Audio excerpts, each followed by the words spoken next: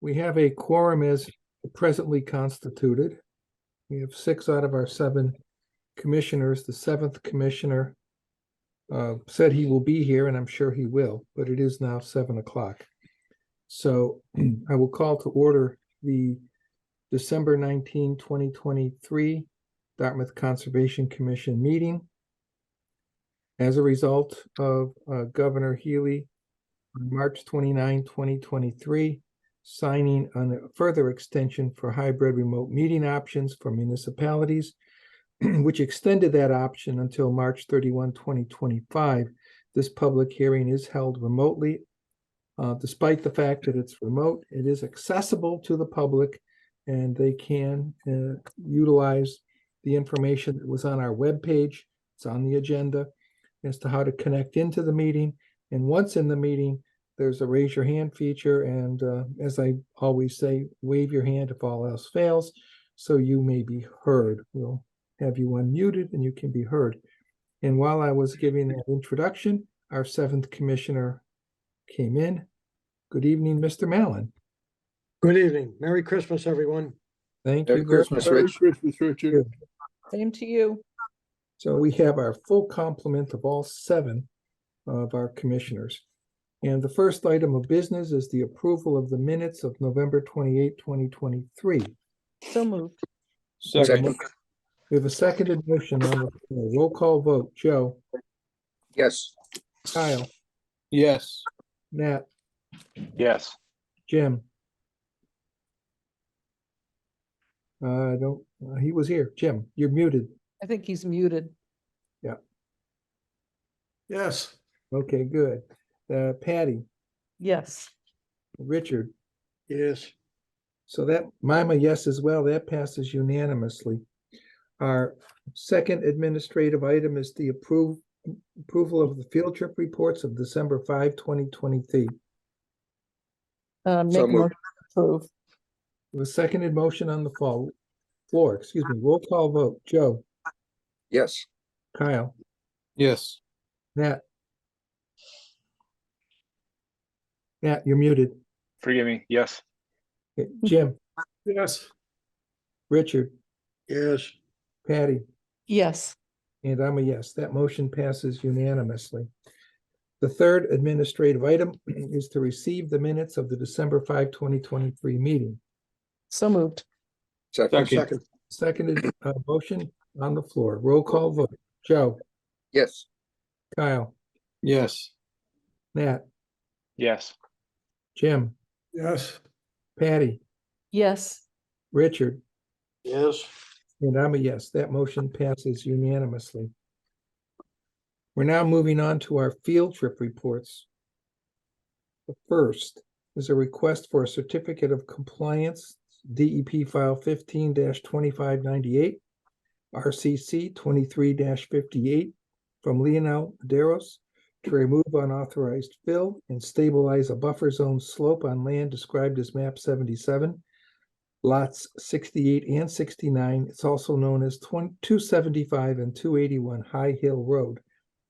Mark, what is staff's recommendation on this request? Just a reminder to the commission, we spent a good part of fall 2022 on this particular case. This is a single-family residence who brought fill into their rear backyard, filled buffer zone, and the material was clearly inconsistent with fill quality as allowed under the Wetlands Protection Act, and in fact had some indications of hazardous material. We required a filing to remove the fill. It was done. It was projected over a long period of time because it was difficult to get the fill out. They did get the fill out.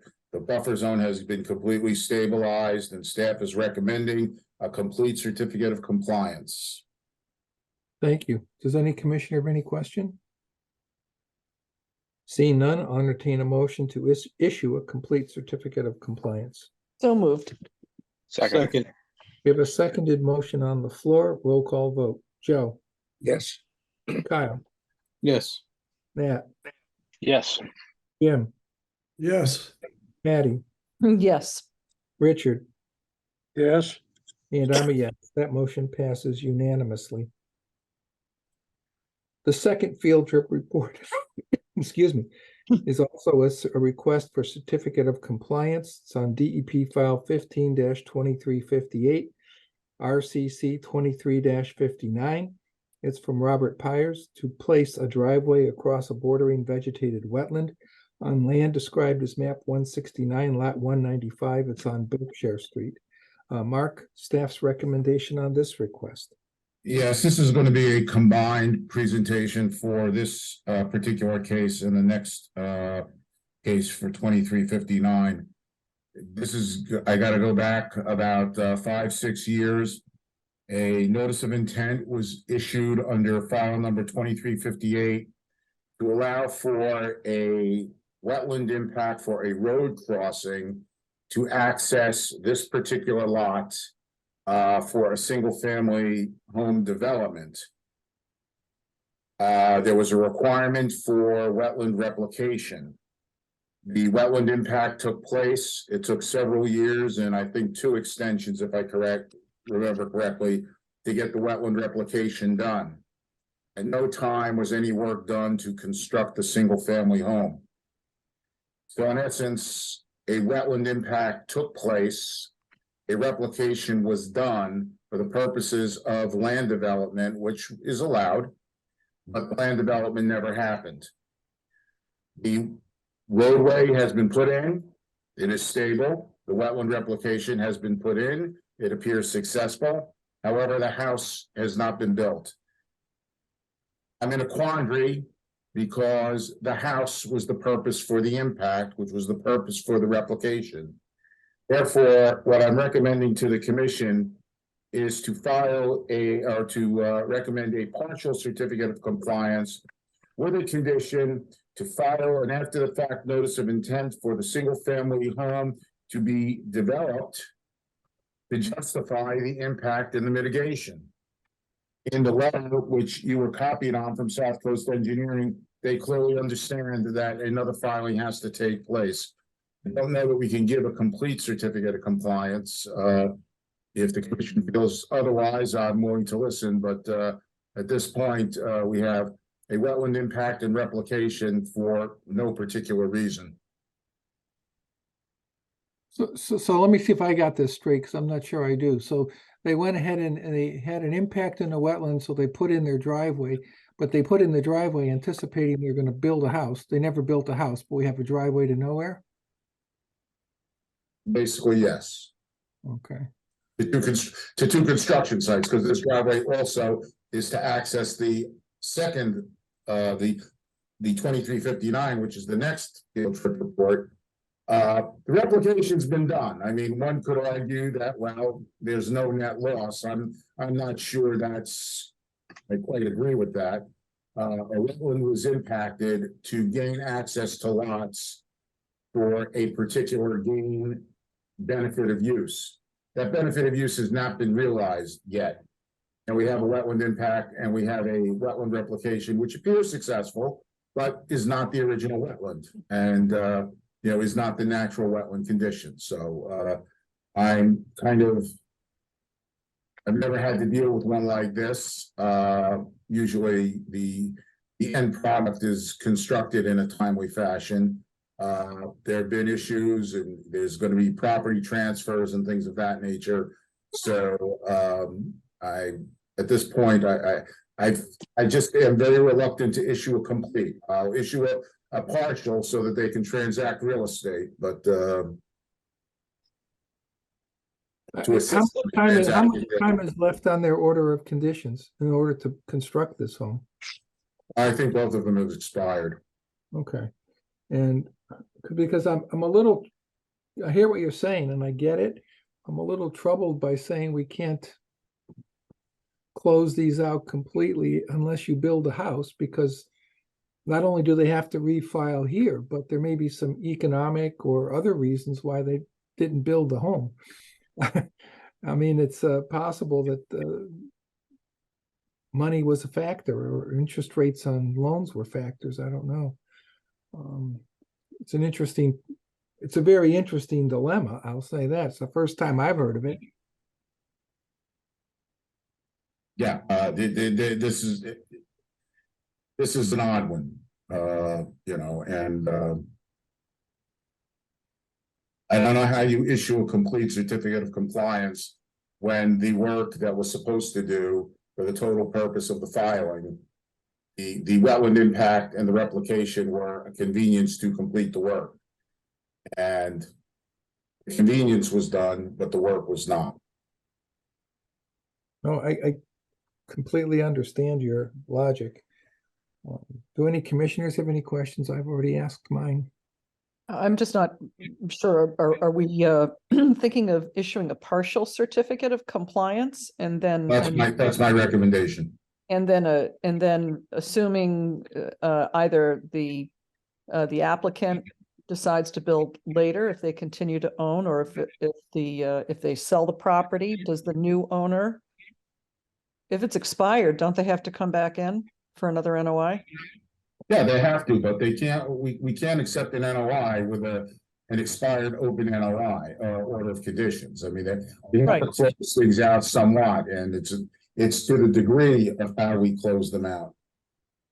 Well, it So, doesn't sound like we can give them a complete, so. Yeah, that's why and that's where I'm hesitating. So I mean, I would think that a partial certificate is the only way to go. And then if they want to build, they're gonna have to refile. I think that's right. It's not exactly on all fours, Patty, with what Yeah. happened on the Verissimo lot, the green Verissimo lot, but I think it's somewhat akin to that. Am I right, Mark? In that Yeah, case, it is kind of the same thing, and you know, Yeah. we gotta be aware, we're gonna see this stuff. I mean, this is, you know, we're seeing it more frequently, and I don't believe it's going away. yeah, but I think that's the right Yeah. process, and the correct decision by a commission, I believe, would be, as Mark suggested, that we issue a partial certificate of compliance, but I'll leave it up to the commissioners. So if I can have a motion on this, unless anyone else wants to be heard. Make a Somebody- motion. Can I make a motion then? If it is, Yes, anyone else need to be heard? I haven't seen anybody. Okay. Make a motion for a partial certificate of compliance. Okay, we have a motion on the floor. Do we have a second? Second. Second. We have a second motion. It calls for a roll call. Point of order, Mr. Chairman, with the requirement that they do file a notice of intent if they're going to complete the work. Is that a condition? That'll be a condition to the order of to the certificate of compliance, that they must Yeah. file a notice of intent for the completion of the work. Well, I guess they can change it a little bit, I mean, I suppose, but Oh, yeah, they can come in with a new design. The use is a single family home, you know, I'm I not think trying to. yeah. So let's say then the condition would be that they must apply for, by filing a notice of intent for a single family home and leave it at that. It could be a smaller home, a bigger home. I mean, Yep. We just have to refile. Yeah. Okay, so I'll amend my motion. Motion for a partial certificate of compliance with the condition that any future development on the lot must have a new filing, a new NOI. I think it's even more specific. We're asking them to file. Aren't we, Mark? How can? No, if they decide that they No. don't want to build Okay. the house, they're Yeah. not gonna file. No, They have a partial certificate of compliance. They don't have a complete certificate of compliance. So if they try to transact the land, they're gonna have to resolve that issue with their financial institution, I think. So I think we leave it as Patty has made the motion. That makes sense. Okay, can I have a second on that motion? Second. We have a seconded motion that calls for a roll call vote. Joe, Yes. Kyle, Yes. Matt, Yes. Jim, Yes. Patty, yes, Richard. Richard, you're muted.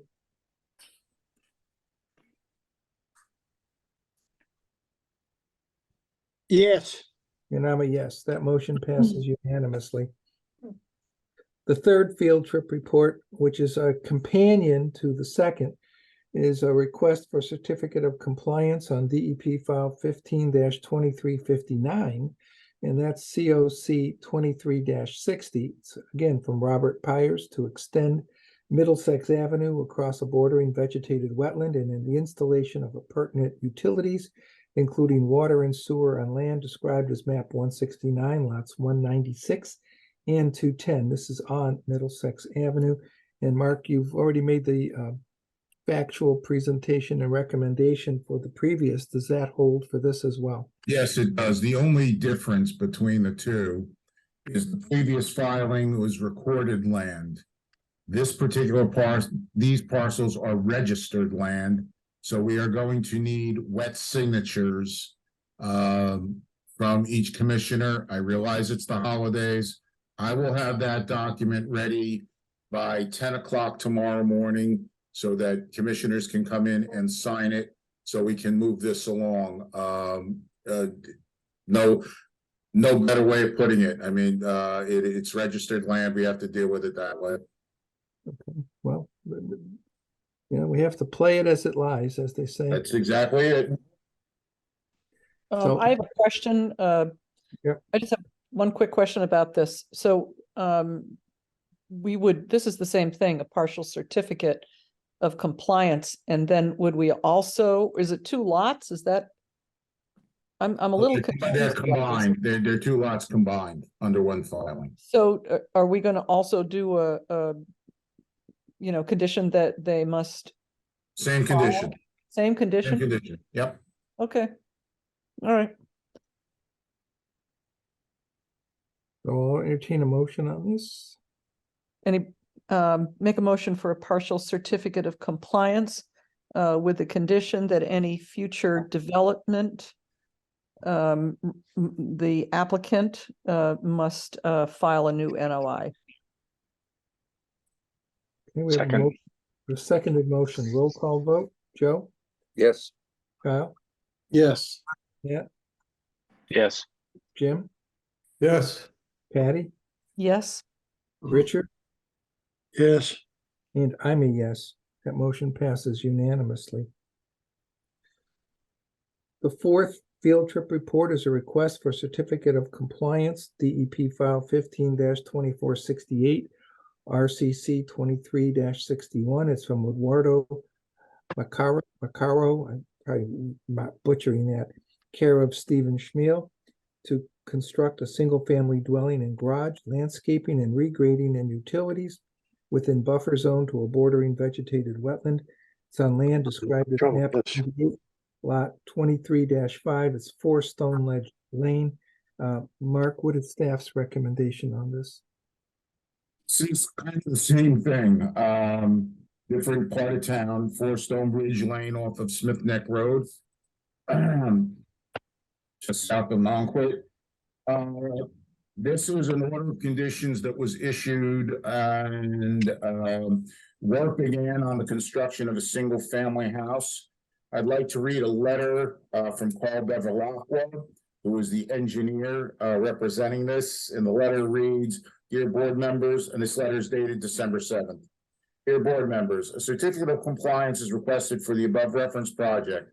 Due to a serious illness and the misunderstanding of the COVID epidemic extension, the owner was unable to complete the project in time. The following work has been completed to date in substantial compliance with the order conditions: clearing and rough grading, construction of the house, interior finish not complete, construction of the garage, foundation and backfill, underground electric line." Signed, Carl Bevilacqua. So basically, what happened here is that for whatever reason, illness, COVID, whatever, the applicant did not seek extension, or was not aware of when his extension ran out due to the COVID tolling extension, and the order of conditions has expired. And Stephen Schmiel, who filed this for the applicant, is in total agreement with that. The site is still very much under construction. The buffer zone is not stabilized. There's work that needs to be done.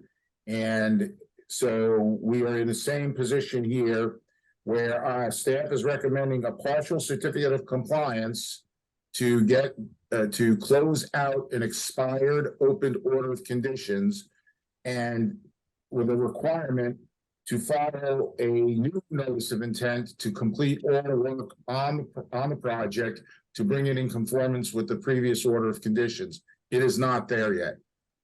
Stephen Schmiel agrees with me on this and concurs, and this is more of a housekeeping item to close out an expired open file to allow them to refile to complete the work. So I'm recommending a partial condition, partial certificate of compliance with a condition to refile notice of intent to complete all work on the house and on the site. Does any commissioner have a question? Seeing none, I'll entertain a motion on this matter.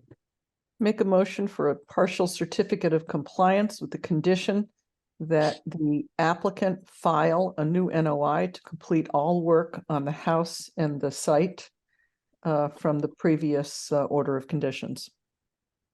We have a motion, seconded motion on the floor. Roll call vote. Joe, Yes. Kyle, Yes. Matt, Yes. Jim, Yes. Patty, Yes. Richard, Yes. and I'm a yes. That motion passes unanimously. The fifth field trip report is a request for certificate of compliance, DEP file 15-2676, RCC 23-62. It's from the New Bedford Regional Refuge District at the Crapo Hill landfill. It's within a buffer zone to a bordering vegetated wetland on land described as map 84, lot 25. It's 300 Samuel Barnett Boulevard. Mark, what's staff's recommendation on this request? Yeah, a quick refresher, if the commission remembers back in the early to midwinter, we had some significant storms and a detention basin at the landfill breached into a buffer zone, did not quite get into the wetland, the reason being that the drainage outfall had clogged. Repair a notice of intent to repair the detention basin and rectify the clogging of the discharge outlet was filed. The work has been done in full conformance with that order of conditions and the plan of record. Staff is recommending a complete certificate of compliance for 15-2676. Thank you, Mark. I do remember that very well. Does any commissioner have any question? Seeing none, I'll entertain a motion on this matter. Make a motion for a complete certificate of compliance for DEP file number 15-2676 or RCC 2362. We have a seconded on the motion, please. Second. Second. We have a seconded motion on the floor. Roll call vote. Joe, Yes. Kyle, Yes. Matt, Yes. Jim, Yes. Patty, Yes. Richard, Yes. and I'm a yes as well. That motion passes unanimously. The sixth field trip report is a request for determination of applicability, RDA 23-33 from Jeffrey Lovelace to maintain the integrity of a coastal revetment on land described as map 86, lot 13. This is on Nashon Avenue. Mark, what is staff's recommendation on this? Again, this is related to our next request for determination since the lots are abutting. This is a seawall that is, taken a certain amount of weathering. It's still in good shape, but it does need some repair. The waterways license does allow for maintenance of the structure. And I believe that the maintenance in this case, as well as in the next case, is warranted. And so staff is recommending a -2 determination with the ECD conditions for, and they've done a lot of work in this area, and I believe it will be done from the ground side as opposed to the water side. So any destabilized lawn, just, stabilize and keep any sedimentation from sloughing off over the bank and into the water. So -2 with an ECD condition. Okay, thank you, Mark. Does any commissioner have any question? Okay, I'm seeing none. May I have a motion on this request for determination of applicability on RDA 2333? Make a motion for a -2 determination with an ECD conditions as described by Mr. Garrett. We have a Second. motion on the floor, the seconded motion on the floor. So that calls for a roll call vote. Joe, Yes. Kyle, Yes. Matt, Yes. Yes. Patty, Yes. Richard, Yes. and I'm a yes as well. That motion passes unanimously.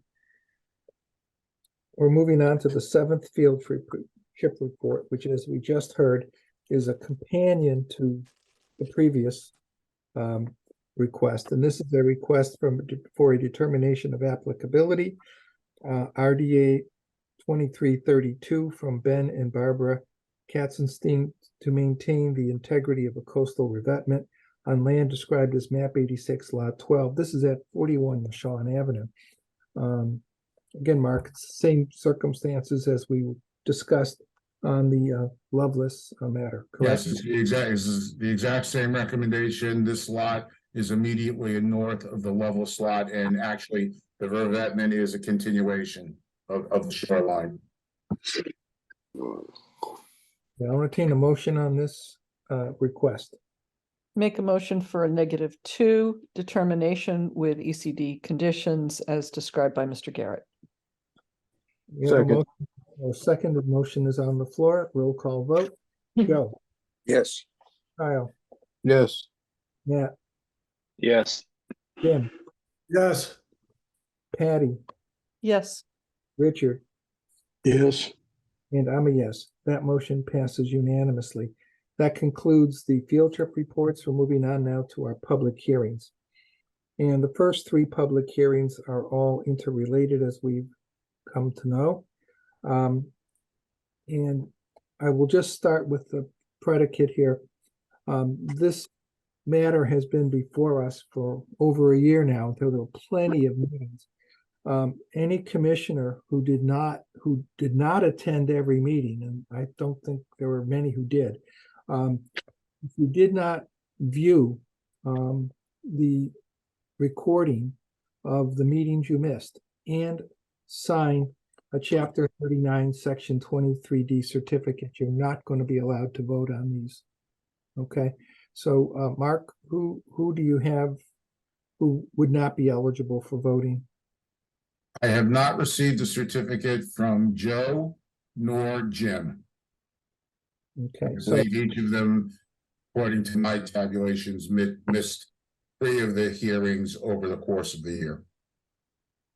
well, I don't think anybody was there for all of them, that's for I sure. agree.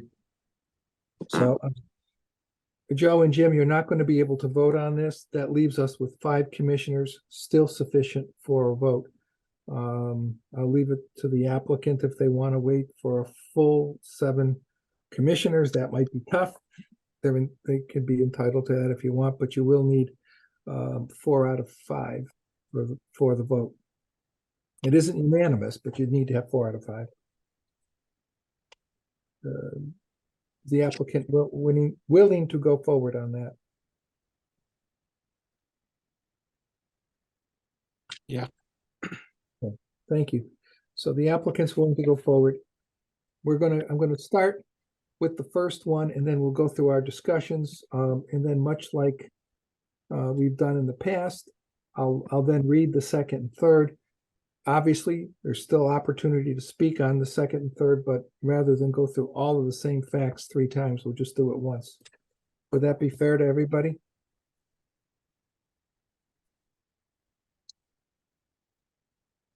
Would that be okay for the applicant's standpoint? Yes. Okay, thank you. The first matter is a continued public hearing on DEP file 15-2659. That's NOI 23-27. It's on the notice of intent from Potter Street Solar LLC for a single-family dwelling and a ground-mounted solar panel array on the rear portion of the lot within bordering land subject to flooding and the 100-foot buffer zone to bordering vegetated wetland. It's on land described as map 138, lot 144, and this is on Potter Street. At this point, I'll entertain a motion to waive the public reading. So moved. Second. With a seconded motion on the floor. Roll call vote. Joe? I'm supposed to be excluded. Oh, I'm sorry. You're right. I'm sorry. You're absolutely Although right. I haven't missed 3 meetings this whole year. I don't know where those numbers come from. Well, I think if I know everybody had missed at least one, myself included. So there was a. But I haven't missed 3 of all the collective meetings together. I believe you, Joe. I don't have any reason to doubt it, but I don't think anybody. Yeah, I looked at the minutes. I actually looked at the minutes of every meeting. And that's what it reported. I don't remember the dates. I just took it off the minutes. But regardless, it can just be one, and it would require even with one, it would require a Chapter 39, Section 23D affidavit in order to vote. So, I'm sorry, I said it's Kyle.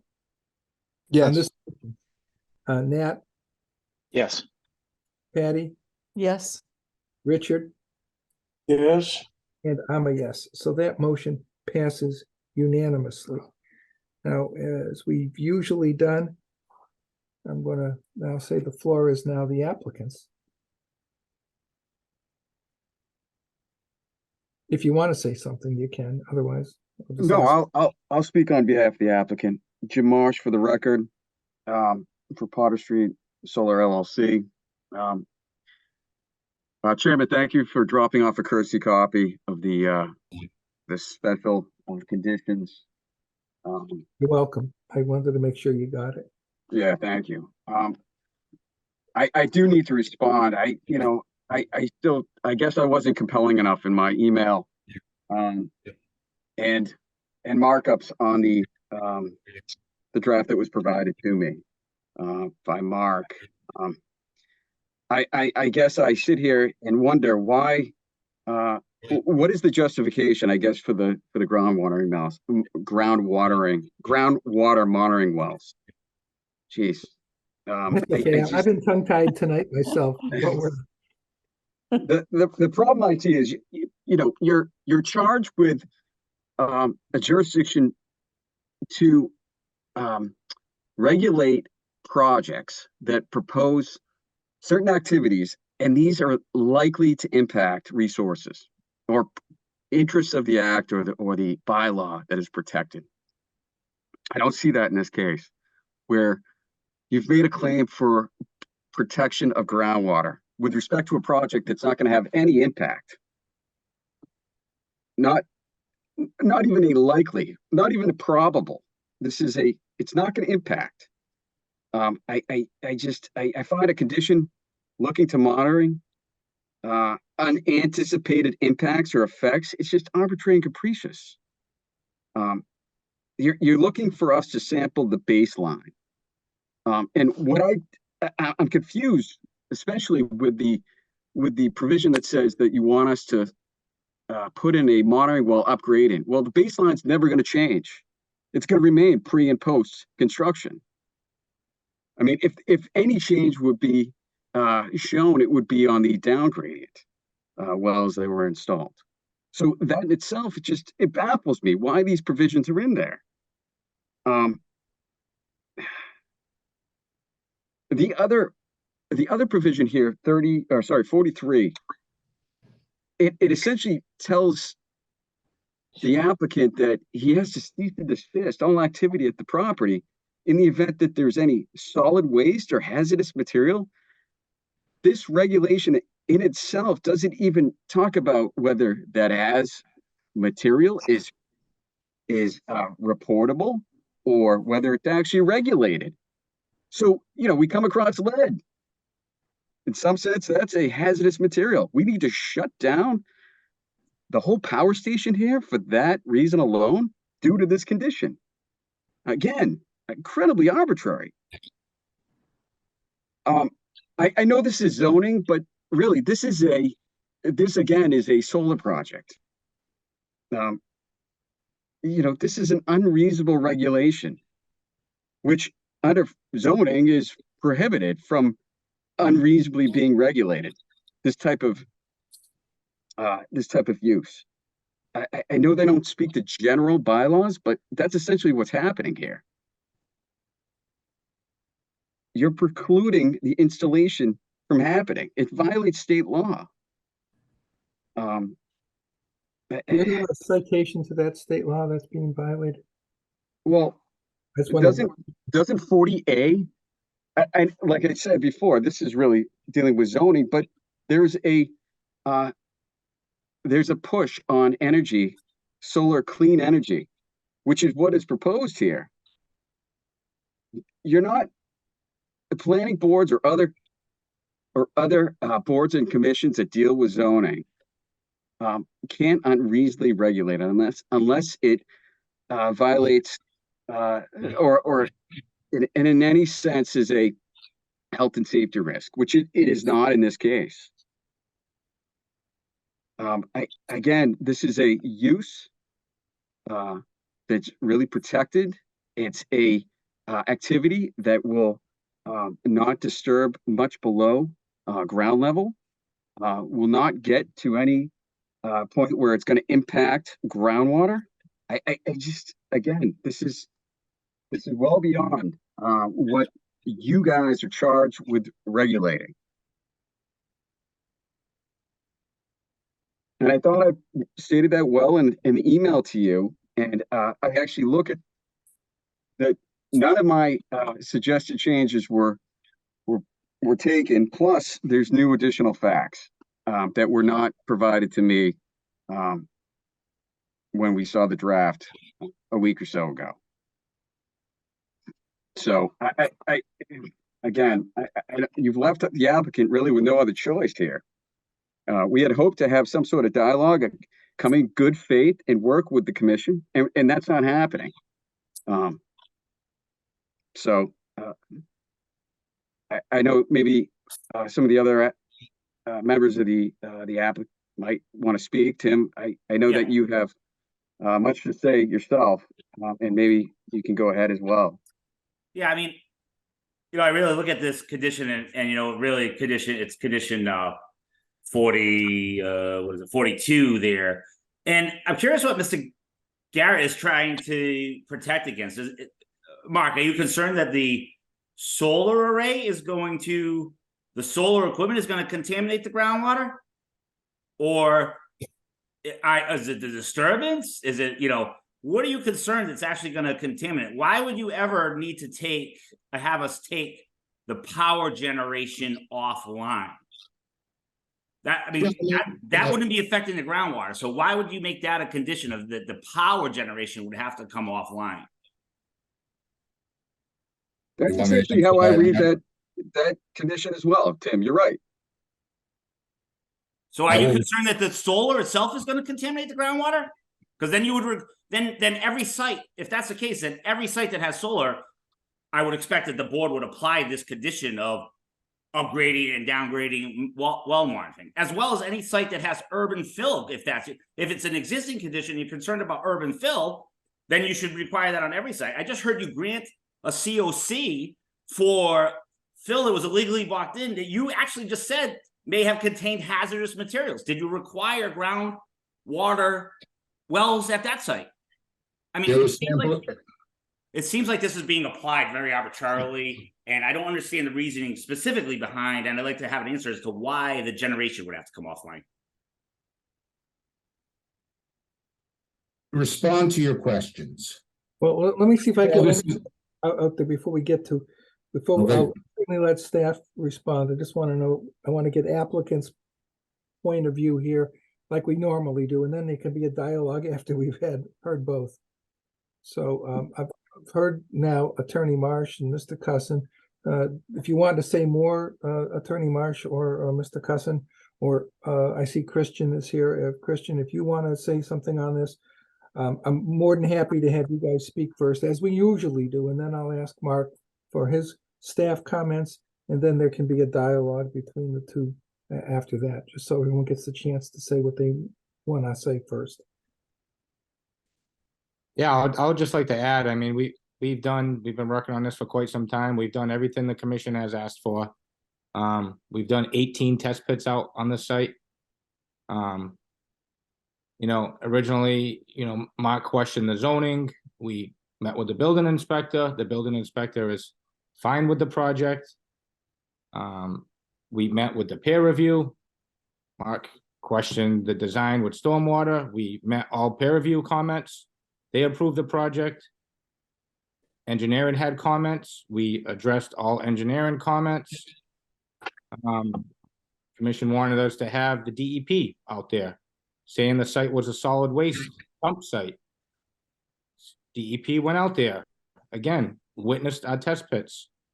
They determined, this is the DEP now, these are the professionals.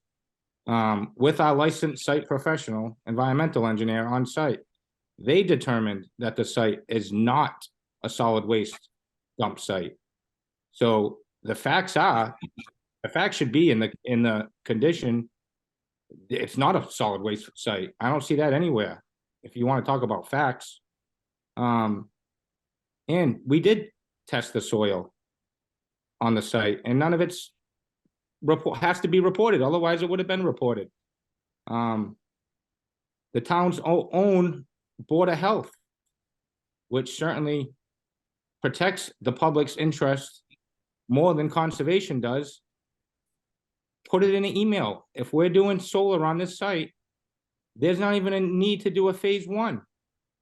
We did a phase 1. We did partial phase 2 on this project. Again, this is a solar project that we're putting helical screws into the ground 4 feet. We're not removing any soil from this site. I've done projects in the town of Dartmouth where sites were a lot worse than this, which we did residential on. I'm not going to name any sites, but the requirements have not been to this degree.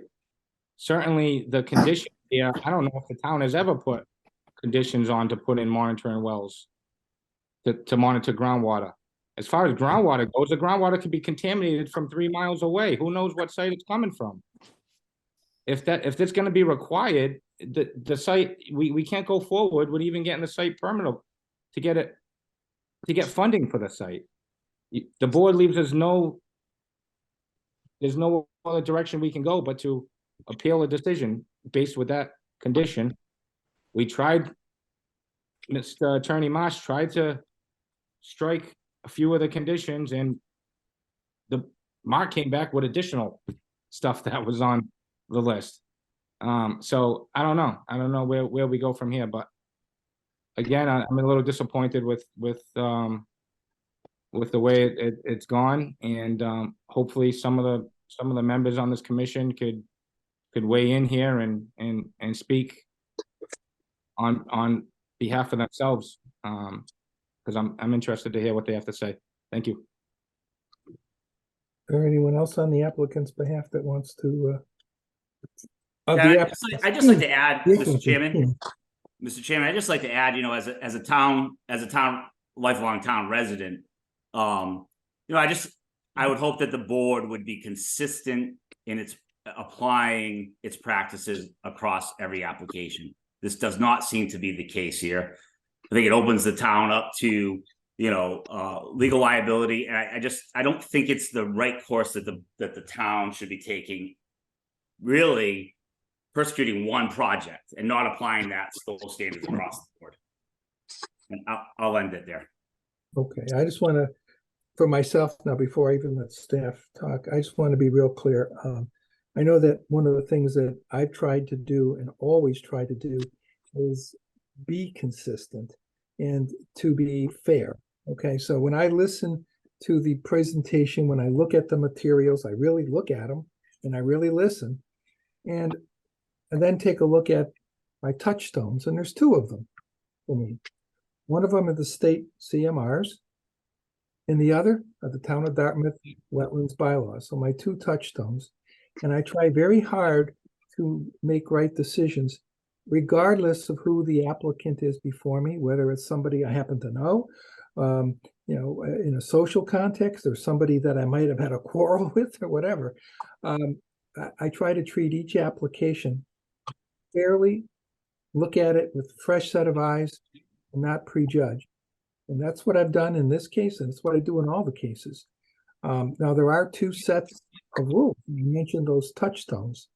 And those touchstones aren't necessarily related, okay? And I think, as you're well aware, the town of Dartmouth wetlands bylaws aren't restricted by the state DEP rulings and regulations. A little bit different. So I understand the consternation. We've been trying really hard as a commission to work with the applicant here. We could have rejected the filing at the beginning, when after 5 meetings, we found out that the entity didn't even exist. Okay, we didn't have you go back to square one. We allowed a bootstrap filing. The application went in November of 2022, and the entity was created legally in April of 2023. Okay, so we haven't been overly critical. We haven't been obstructionists. We've tried to be fair and reasonable in everything we've done. And at least I have, and I think I also speak for every commissioner, because that's how we treat every applicant who comes before us. We try to listen, we read everything, we understand what the applicant's trying to say, we listen to our staff, we try to understand why the staff's recommendations are what they are, and then using those 2 touchstones, we try to apply the facts to those 2 touchstones. So no, we haven't prejudged, at least I haven't. And we understand that, anyone who's aggrieved has the ability and the right, I shouldn't even say the ability, they have the right to a third party appeals process. And on understanding that, I still try to do the best thing I can do. At least I'm speaking for myself now. But Mark, I'll let you go ahead with your staff recommendations, please.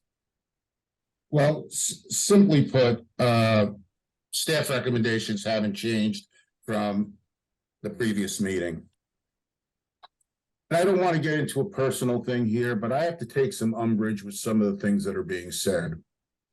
First of all, the applicant continually says that they've given us everything we've asked for. They have not given us everything we've asked for. They've given us what they wanted to give us.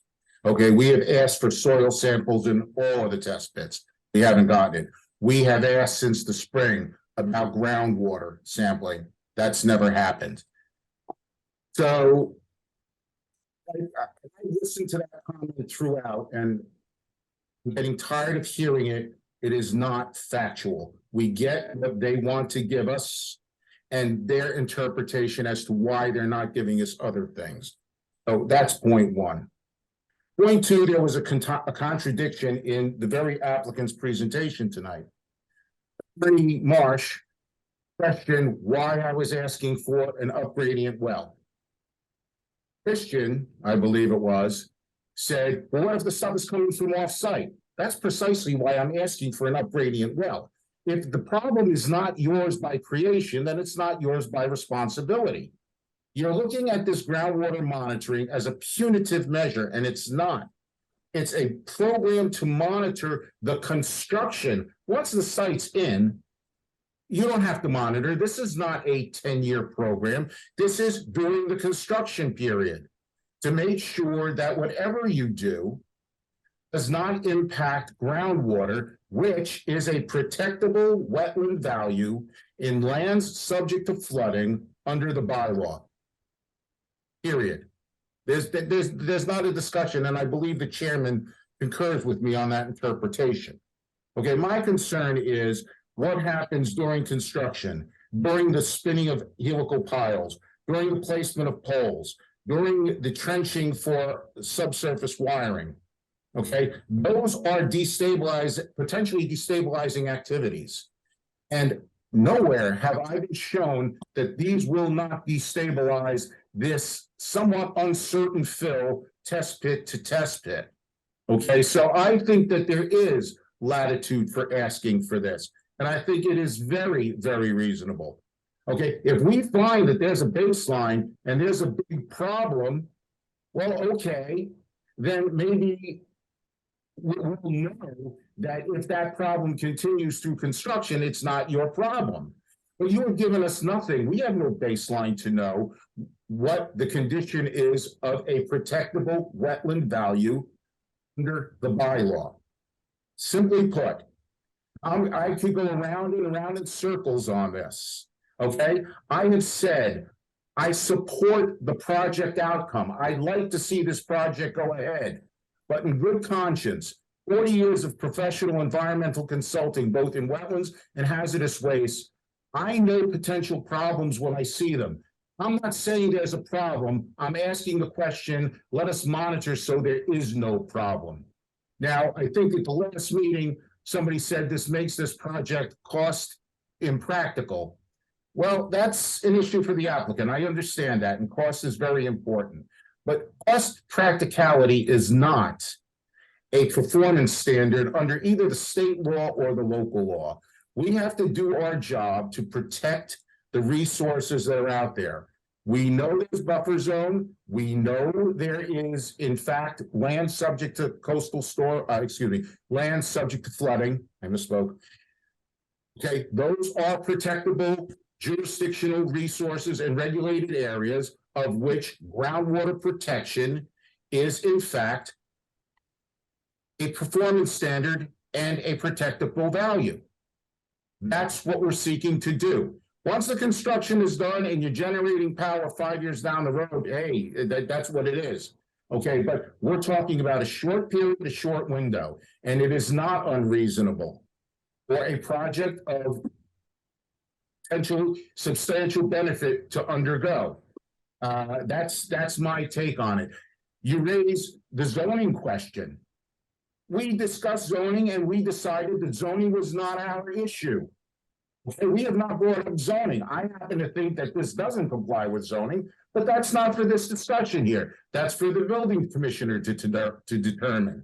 Okay, but based on the plans that you've provided us, I don't see this as being zoning approvable, and I haven't heard a change in that since the midsummer. But that's irrelevant, okay? I'm not bringing up these unrelated issues, okay? I'm sticking to the resource areas, okay? We know there's contamination in the soil.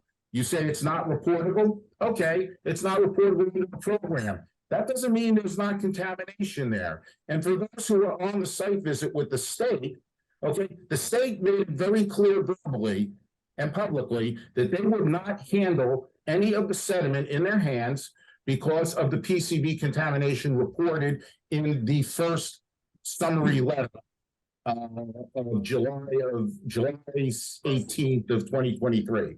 So, you know, because they said it's not a landfill and because they said it's not a dump, okay, I accept that argument, but that does not take away the fact that we saw hydric soils, we saw groundwater at the base of the fill, and we have fill that has contamination in it. Add those things together and I get, gee, what is the condition of the groundwater under the site now? And is there a potential for the construction of this facility to create additional problems if there are problems or if there are no problems, okay? And we have not been presented any kind of subsurface information that tells us that the site is so stable that construction will go without any impact to groundwater. I haven't seen that. I looked at the NOI, I've looked at the revised plans. Nowhere do we talk about the geotechnical structural stability of this material, okay? And I witnessed 7 holes and I saw junk in them. I got a report of 6 or 7 additional holes. There was reported junk in those. The first report, there was junk in those. I've got questions. I've seen chemical constituents that are considered hazardous. One could argue whether they're reportable in whatever regime we're talking. At the end of the day, we are charged with protecting groundwater as a wetland value in land subject to flooding under the bylaw. And I think that the monitoring program that has been required by condition, and again, it's a condition of an approved project. The chairman indicated we could have denied it. We have never denied this project. We are approving this project. Maybe not to the applicant's liking, but we have approved the project with conditions. And that is why we're doing it, because it is a protectable interest under, a protectable wetland value under the bylaw within land subject to flooding. That's all I've got to say. My recommendation stands as it is. I'm not going to get into a circular debate here. Mr. Chairman, just have one question. Mr. Chairman, I think you're muted.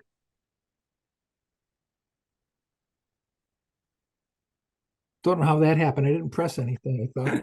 I just have one question. Mr. Cusson is asked to speak, and I recognize him. Mark, would you consider removing the line about taking the power generation offline? I mean, you're talking about in the future, construction will have been stabilized. So, and you're not worried about actually contamination. It sounds like you're not worried about actually contamination from the solar. No, I don't think the solar is contaminating. Right, I agree. Yeah. I think that's a logical. So would you be willing to strike the part about taking the power generation offline?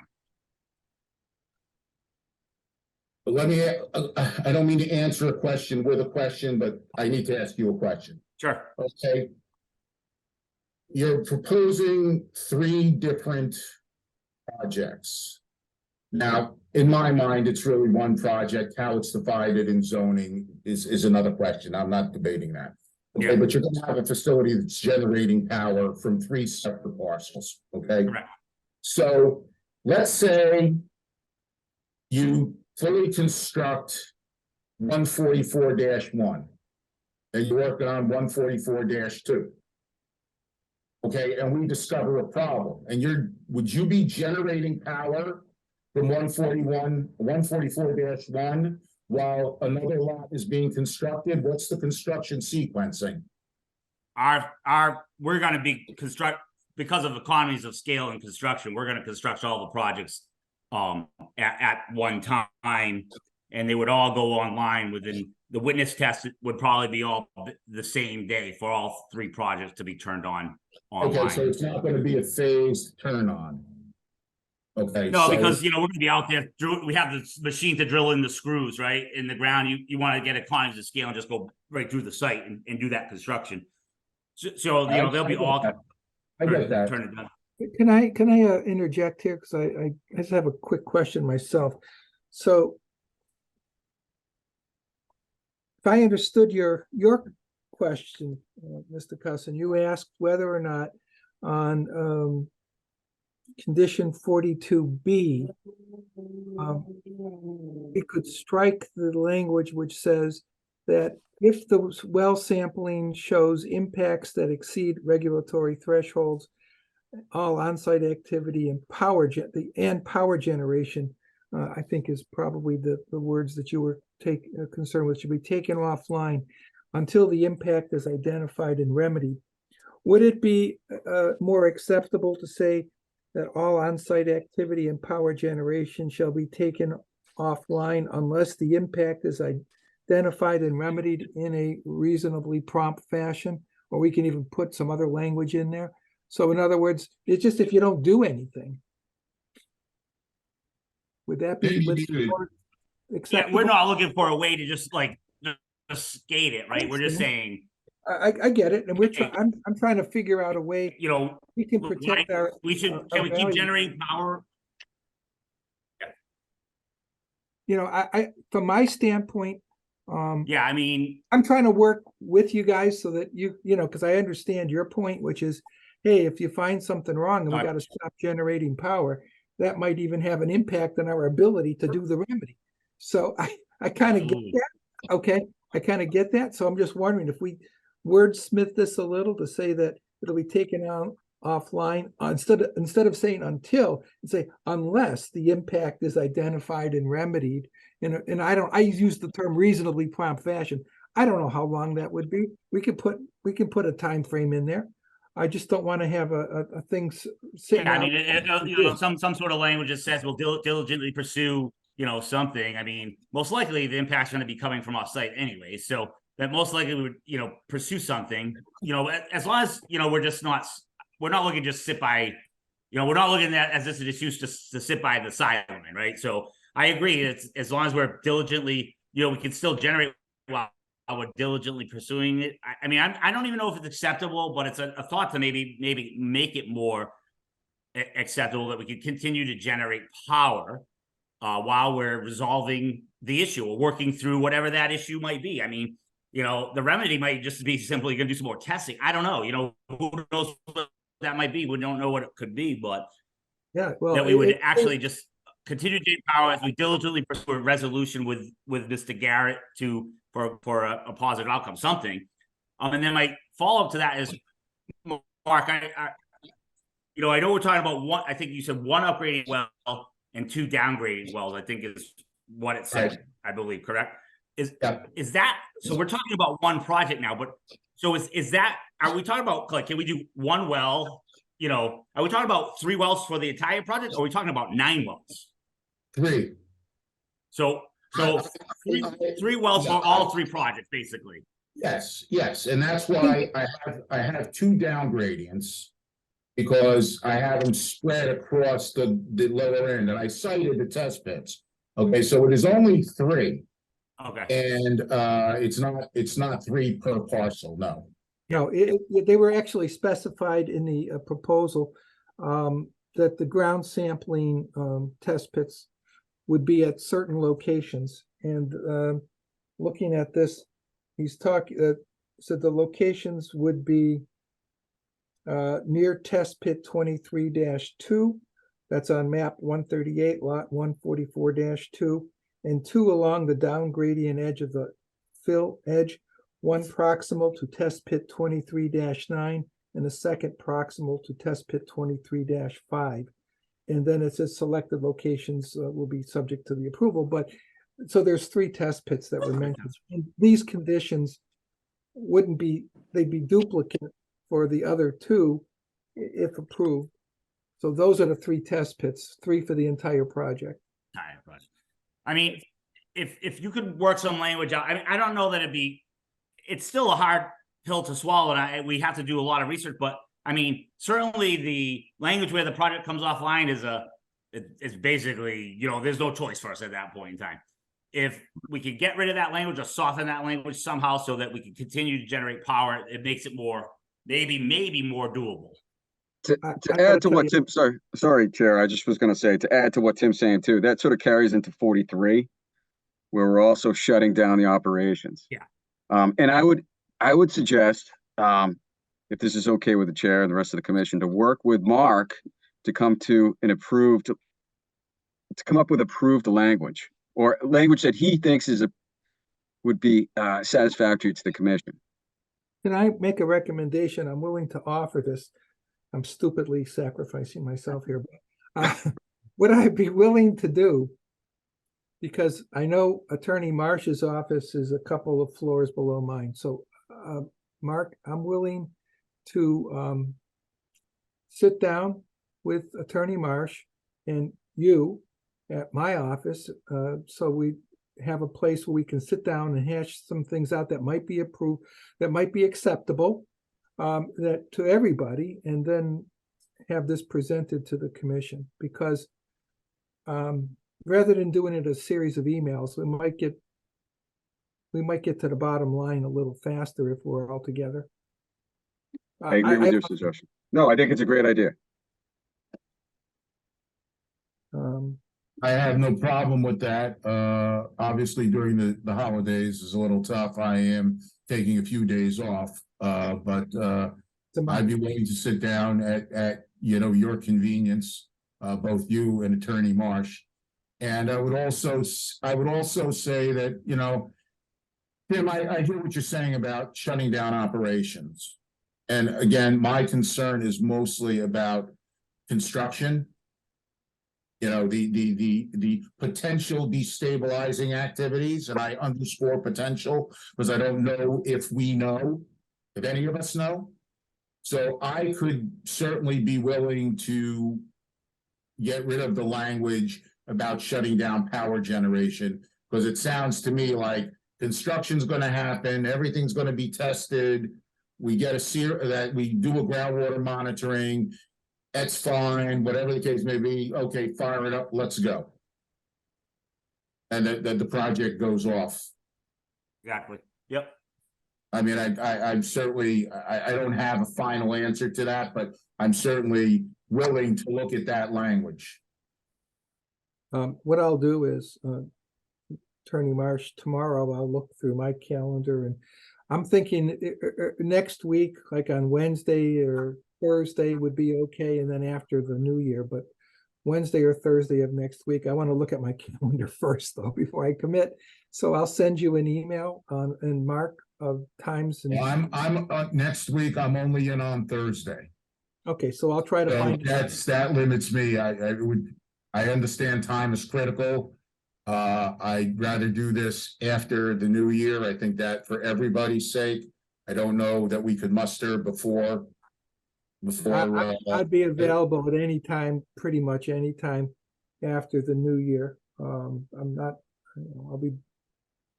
I'll find time. I want to get an opportunity for us to sit together and try to, because it sounds like we're not like enormously far apart on things, and I'd rather see this resolved in a way that everyone can live happily ever after. But I recommend Wednesday, the 3rd January. For everybody. I'll get back to you. I mean, I want to No, look. I'm throwing that date out to check, because that would be, I think, a good day. Okay. I will, I'll look at my calendar when I get in. Attorney Marsh, you as well. Let me know. Yep. I'll reach out to you tomorrow, though. Okay. We can see what time we have for that. That gives us plenty of time, lead time, I should say, before the January 9th, I think it is, meeting. Yeah, Isn't- January 9th. Yeah, January 9th. Yes. So we're not going to be bumping up against the, time constraints. And I think that would be I like that solution. Hopefully we can start 2024 off with a bespoke condition that everybody agrees with. Well, I appreciate the willingness. Thank you. Yeah. Thank you.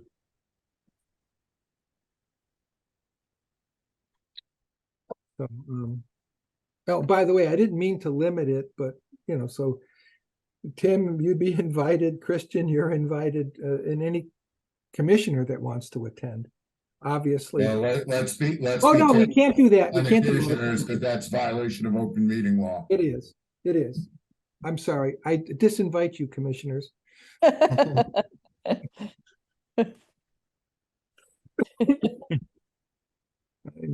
Thank you. I'm carried away in the euphoria. But I will get in touch with Attorney Marsh tomorrow morning after I've had a chance to check my calendar. I'm not aware of any encumbrance on Wednesday. So. Does the applicant want to make a motion to continue until the 9th? Accommodate this? Yes. The applicant has requested that we continue this public hearing until our next public hearing on Tuesday, January 9, 2024 at 7 p.m. And I will say, you can even, it's in the record, but I will do everything I can to make that Wednesday, January 4th meeting happen. So I'll, third. Thursday's the 4th. It's probably a physical I have to go to or something. It's my. So with that being said, I'll entertain a motion to continue, as I just mentioned. So moved. Second. We have a seconded motion. So at this point, we'll go to a roll call vote. And again, we have to exclude Jim and Joe. So it would be Kyle, Yes. Matt, Yes.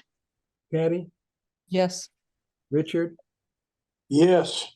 and I'm a yes. So that would pass unanimously. And by the way, for Joe and Jim, if you can check and you want to look at the meeting, if you missed the meeting and you want to look at the video, and then you can sign that certificate, you certainly are able, you're here tonight, so you're certainly going to be able to vote in that case. But before we take a vote, every commissioner either has to have attended every meeting, or they have to have signed a Chapter 39, Section 23D affidavit for the meetings they did not attend. And that's a certification that you actually went and viewed the video and saw the meeting that you missed. Just throw it out there. You don't have to, but if you want to vote, that would be a requirement.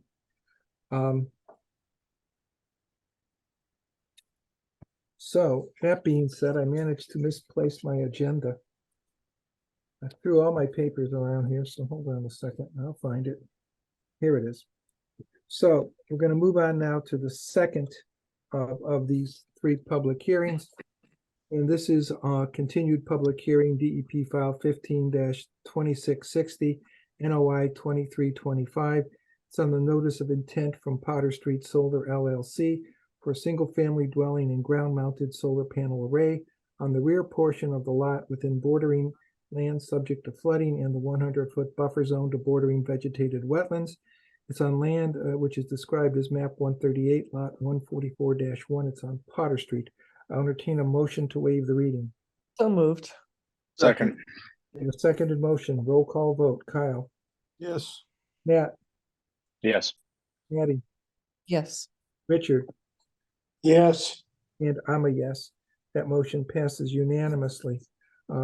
Again, entertain a motion to continue this public hearing as we did the prior until our January 9, 2024 meeting at 7 p.m.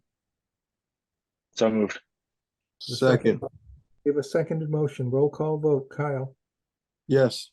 Matt, Yes. Matty. Matty, I didn't hear you. Yes. Yes, Okay. sorry.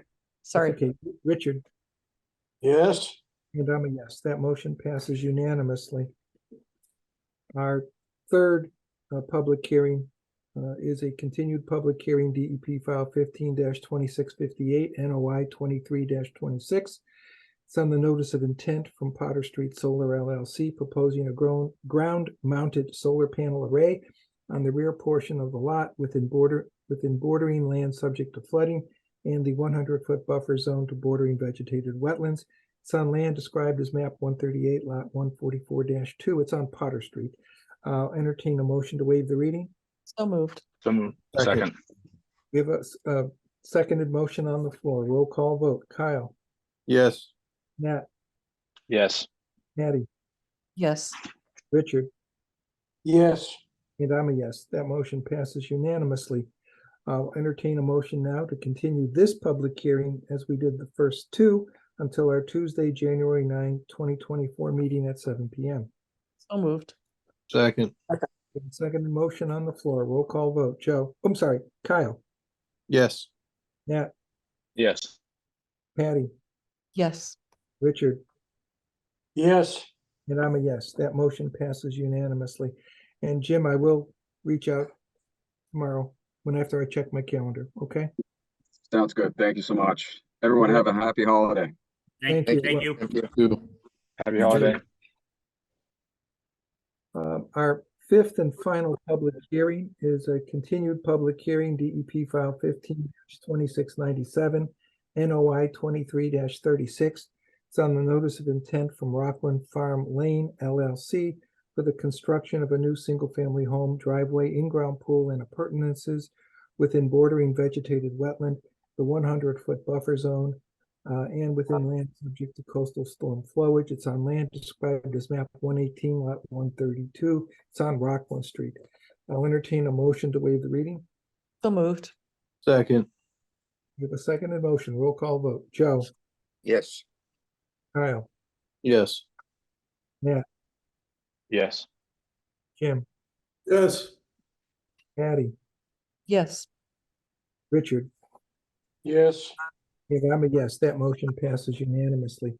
We have received an email request from the applicant to continue this public hearing until January 23rd, 2020, 4, it should be, I hope.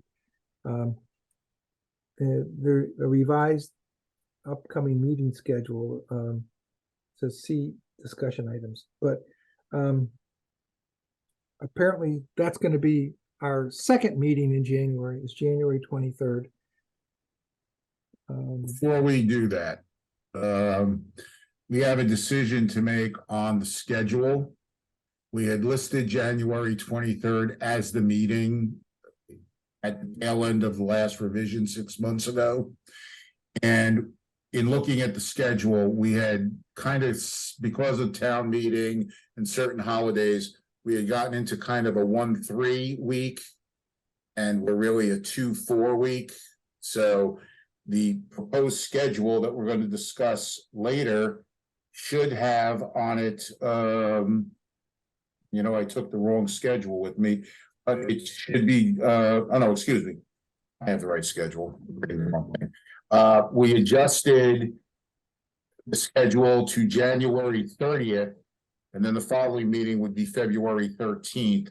That would get us back on the 2-4, the second week and the fourth week schedule. So I listed it as the second meeting in January, not knowing what we were going to decide on the meeting schedule. All right, so why don't we do this? We could take the decision out of order if you want. Yeah, let's take it out of order so we can give them an. Okay. Yeah, that's fine. Okay. So Mark just described to you what he'd like to see us do for January. Should we table the public hearing and then go into discussion and then come back to the public hearing? Yes, let's do it that way. So I entertain a motion to table this public hearing until we've discussed our scheduling for the 2024 year. So moved. Second. We have a seconded motion. We'll have a roll call vote on this. Joe, Yes. Kyle, Yes. Pat, Yes. Yes. Patty, Yes. Richard, Yes. and I'm a yes. That passes unanimously.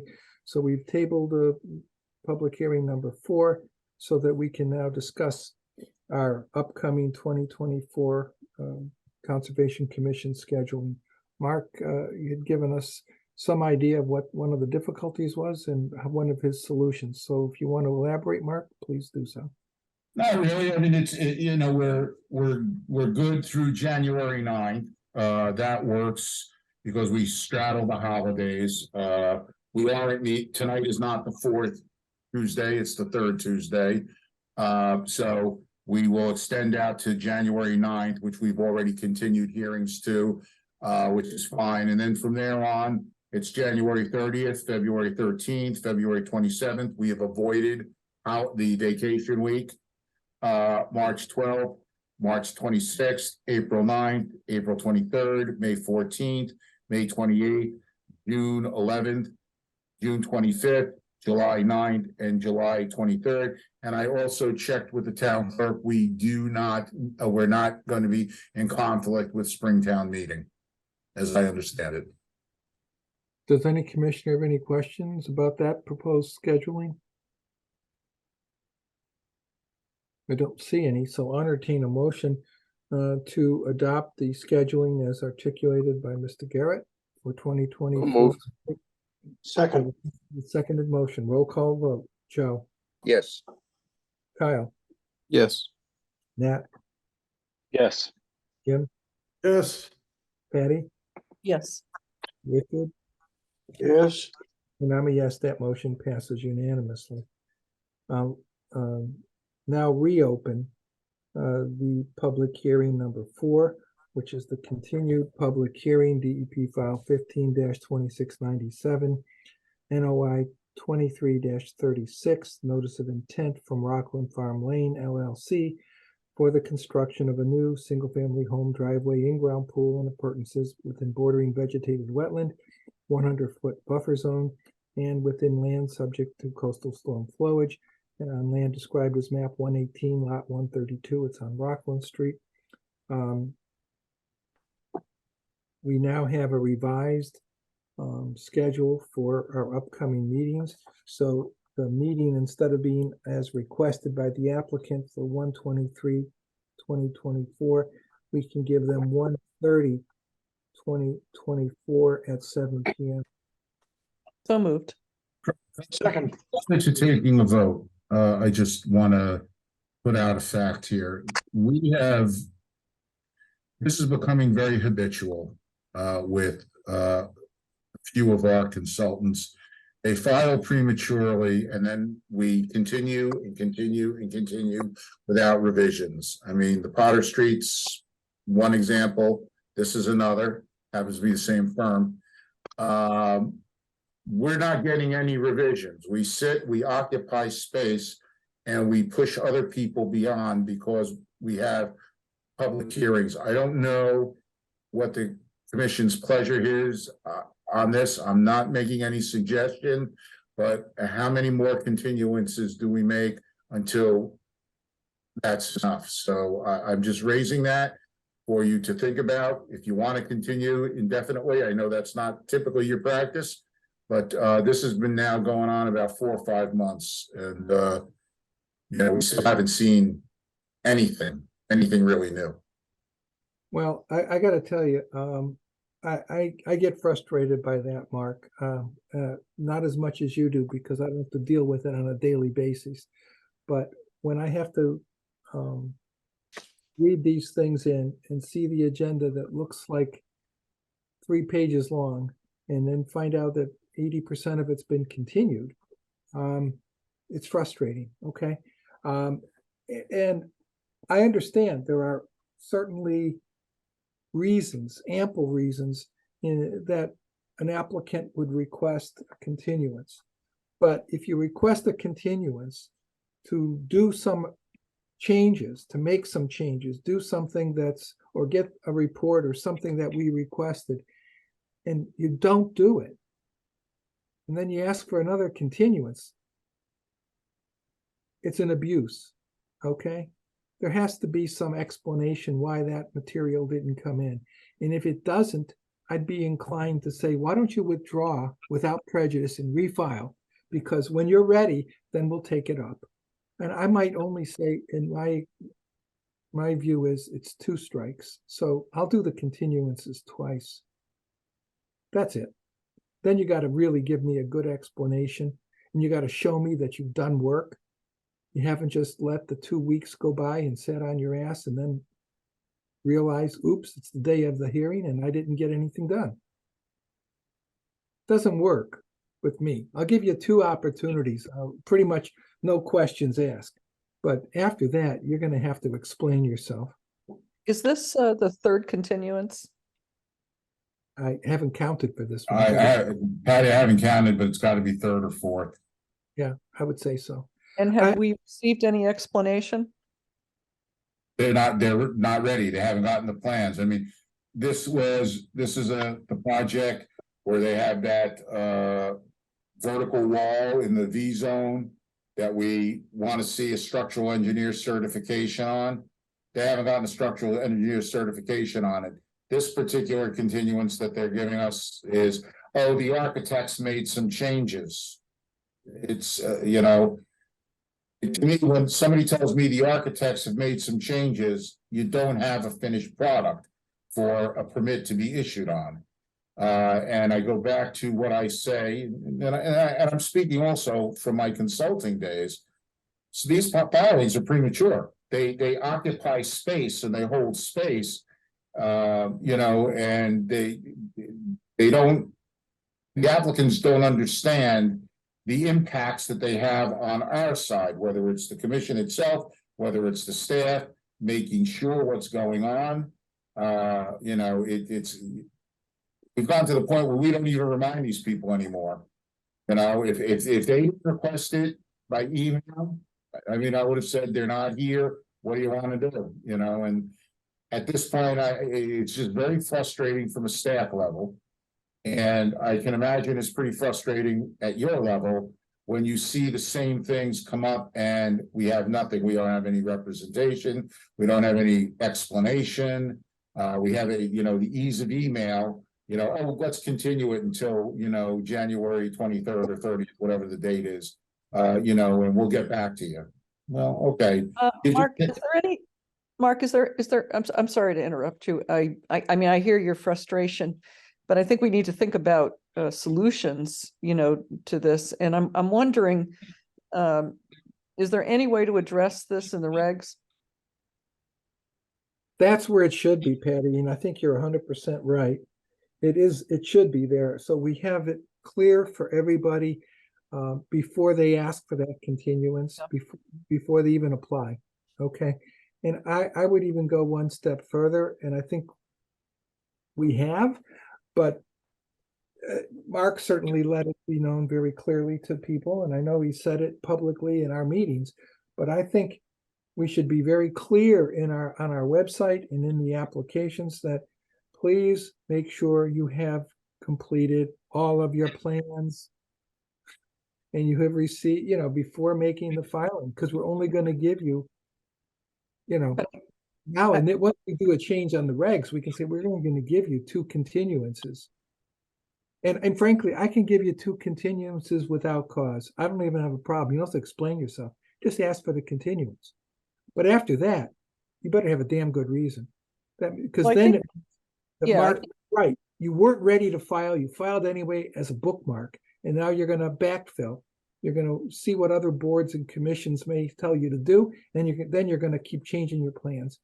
Well, I think what we ought to do is to, think about creating some language in the regs that sort of covers, what we allow continuances for and what we don't.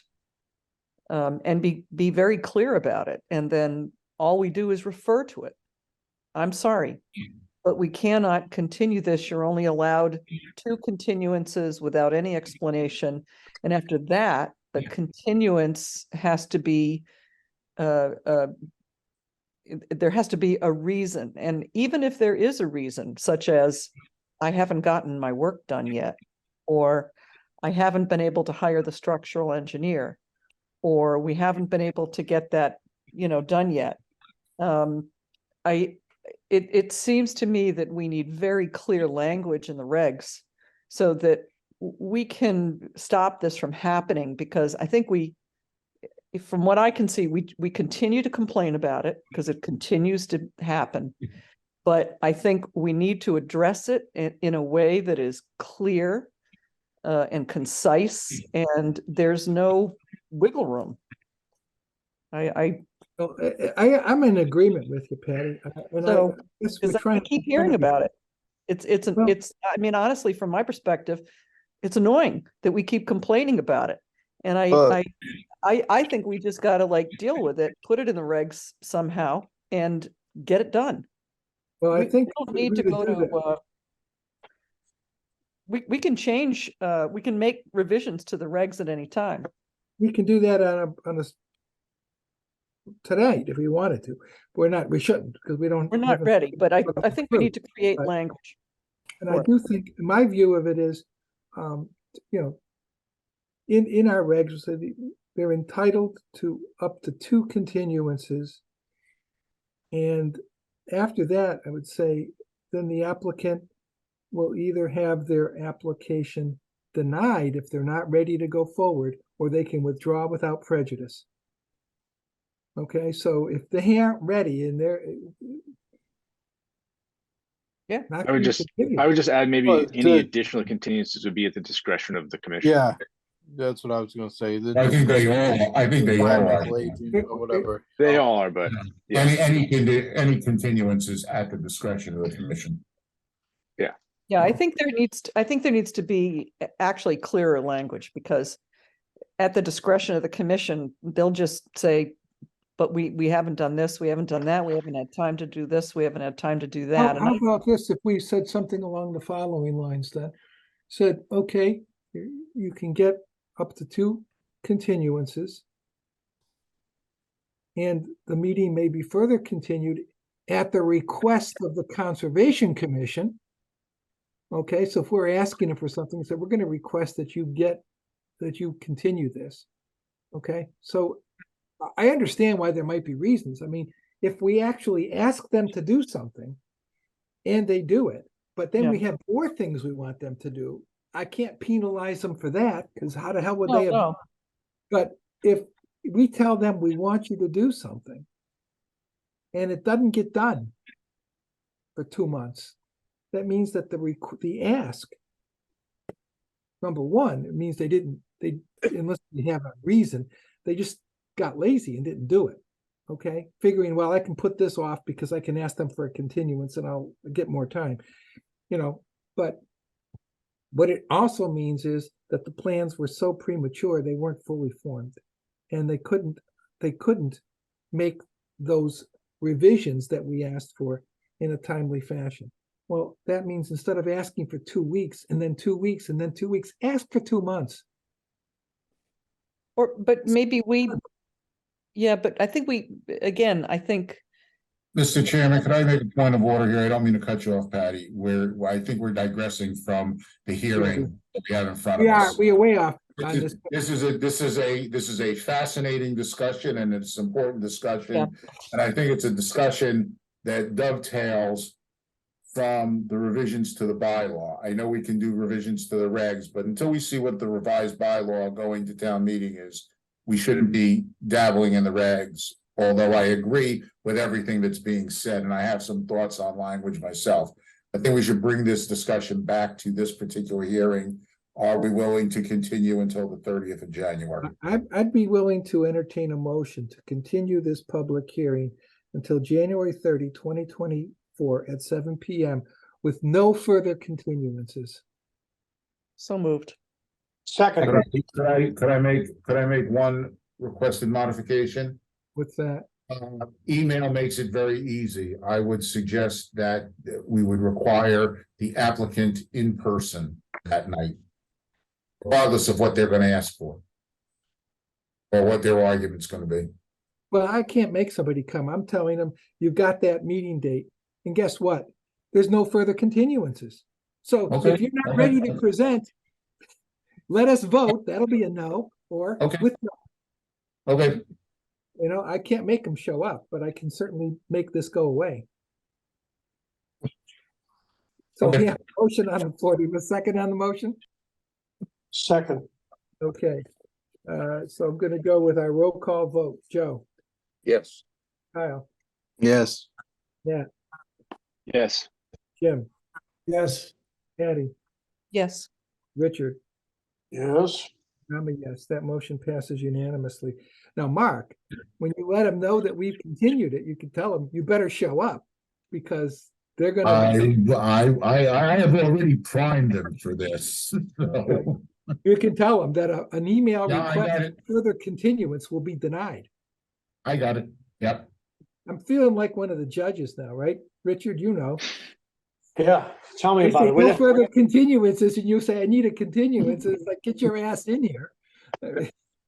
You're going, pal. All right. We're moving, that's it for the public hearings. We're going on to our items for discussion, and we have under bills, we have a $195 bill to Forestry Supply to replace a soil logger. That's, I think, ultimately very reasonable. I'll entertain a motion. That's standard issue. We need it. So I entertain a motion to authorize the expenditure of $195 to Forestry So Supply. moved. so moved. Second. Roll call vote, Joe, Yes. Kyle, Yes. Yes. Yes, Patty, Yes, Richard, yes, and I'm a yes. That motion passes unanimously. We've already taken care of discussion item B, the proposed meeting schedule. Mark, enforcement issues. Yeah, this is an FYI. I got a call from select board member McDonald last week or the week before about a property at 40 Sherbrooke Road, which is owned by Joe McConnell. He doesn't live there. He leases it to tenants. And those tenants have been doing various work, whether it's a home office or more than that, that's subject for zoning. I know the building commissioner and the building commissioner, as that office is functioning right now, has issued warnings. There are allegations of oil hazardous waste. It happens to be in a buffer zone. Nobody seems to be taking real action on it. I wrote a letter to Mr. McConnell indicating that, you know, he is responsible for the property as the property owner. If his tenants are doing something, it's the owner's responsibility. I've written that letter before and have gotten no response. I've written it again. He's supposed to get back to me this week or next week. I forget the exact date, but I'm just giving you an FYI that, you know, I've been contacted by, select board member McDonald to, you know, explore this. And, so I'm doing so. So that's just the FYI, and that's all I got for enforcement right now. And Mark, just a quick point on that. I actually watched the select board meeting last Monday, and I think he appeared there and had stated that other letters that were written by other departments in town went to the rental address when he doesn't live there. So the Right, and the first letter that I wrote, he's right. I did, the first letter went to 35. However, it was received, it was sent certified return receipt, and it was signed for, and I believe it was his signature. very good. Very Not good. to his hands. I just saw that tidbit, so I thought I'd pass Yeah. it along. No, that is accurate. That is accurate. Well, I appreciate that. Are there any other items for discussion this evening? Not hearing or seeing any, I'll entertain a motion. I just Oh, go ahead. want to say one thing, because I just wanted to let the commission know that, you know, after so many years of being a commissioner, I'm planning on retiring. On January 9th will be my last meeting. We're gonna Not miss you. allowed, Patty. Not allowed. Yeah, it's allowed. I just didn't want to like leave on January 9th. So I you know, I just wanted to let everybody know and how much I've enjoyed working with everybody and Mark as well.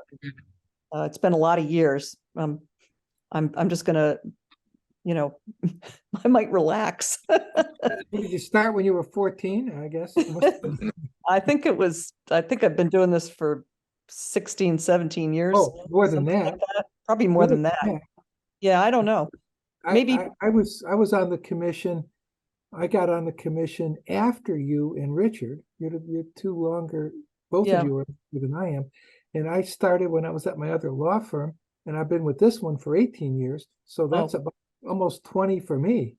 Oh, okay, well, You guys were over I don't know. that. I haven't really kept count. I haven't really counted. But Mike, I think Mike, you and I came on at the same time, Mike. I think we may, well, I know that we're, you know. Yeah. The old guard was on its way out when we got in, and I yes, guess we're the old guard now. I started with the old guard. You So did. anyway, it's late and I didn't want to, I just didn't want to not say anything. So Well, you know, Patty. Patty, who am I gonna pick on now? Yeah, you can yeah, still nobody- pick on me. You've been a great commissioner. You've been Yes, a voice of phenomenal. reason, a voice of reason. You've been thoughtful. You've been incredibly reliable. Personally, I'm going to miss having you at these meetings because Thank That you're makes two of us. exercise Yeah, too. me I'll too. miss all of you too, but I'm not going yet. I'm not You're saying, not going yet. No, you know, the news of your demise is premature, but I appreciate the heads up, and yeah, it's gonna. I don't envy the person that tries to fill your role in this board on this commission. I'm looking at all of you and thinking that there's incredible amounts of talent and knowledge and wisdom and reasonable and good intent. So I know I think you'll be 10 times better, whoever, not I to don't- worry. So But anyway, Tough act thank to you. follow. And that's enough of that. Yeah, you're gonna make me No cry. more, you know? no more compliments. Forget it. Stop it. Patty, thank you for your service. Thank you, Mark. And you, and all of you. Anyway, see you soon and Merry Christmas. Merry Merry Christmas. Christmas, everyone. We have to motion to We adjourn before we. we didn't do that yet, but we No, we have not. Okay, make a motion to adjourn. have a second on that. Second, Second, Seconded motion. Roll call vote. Joe, yes. Kyle, yes. Matt, Yes. Jim, Yes. Patty, Yes. Richard. Yes, but I'd like extra time to try to convince Patty to stay. Yes, the answer is yes. And I'm a yes, that passes unanimously. The meeting is adjourned. Doesn't mean that I'm happy about this news. I'm not. But Well. I appreciate all you've done for the town and this commission. And I gotta tell you, a break is well deserved. You know, you've definitely put a lot of yourself into this town. And I for one appreciate that. So Thank you for saying so. And Totally thank you. agree. And I'll miss everybody, but I'm not dead yet. But thank you. Anyway, y'all take care and have a wonderful holiday with your families. Back at you. Thank you, everybody. Everybody. Happy holidays, all. everybody. Very Bye, Take good. all. care. Good holiday.